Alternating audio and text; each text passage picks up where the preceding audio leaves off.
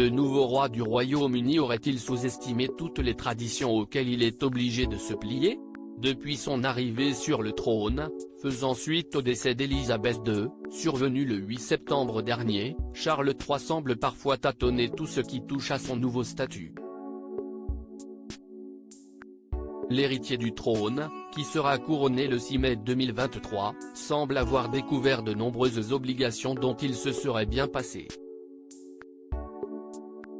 Mais le monarque britannique ne peut pas gérer son emploi du temps à sa guise et doit se plier à plusieurs rendez-vous immanquables.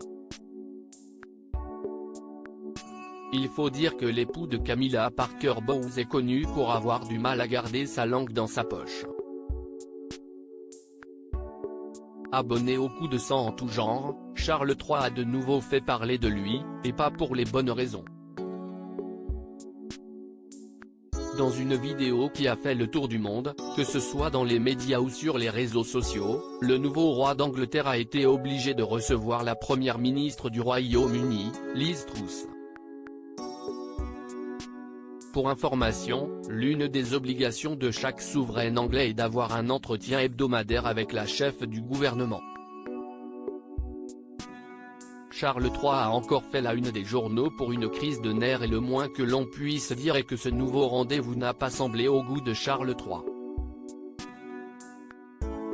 Ce dernier n'a pas hésité à le faire savoir en exprimant son ennui à l'idée de devoir la recevoir.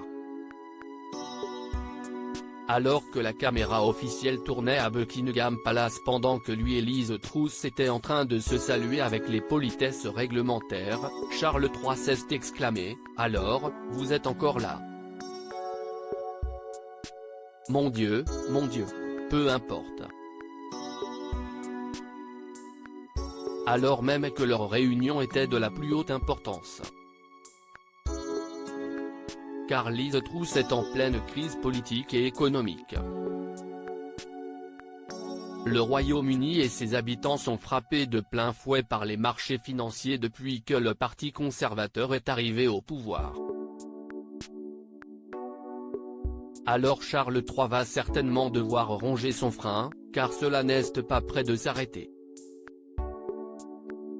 D'autant plus que le souverain avait déjà fait parler de lui lors de sa crise de nerfs lorsqu'il n'arrivait pas à signer un document à l'aide d'un stylo apparemment capricieux. Je ne supporte pas cette foutue chose. Oh mon Dieu, je déteste ça, s'était-il énervé. Des images qui font tache pour le nouveau monarque.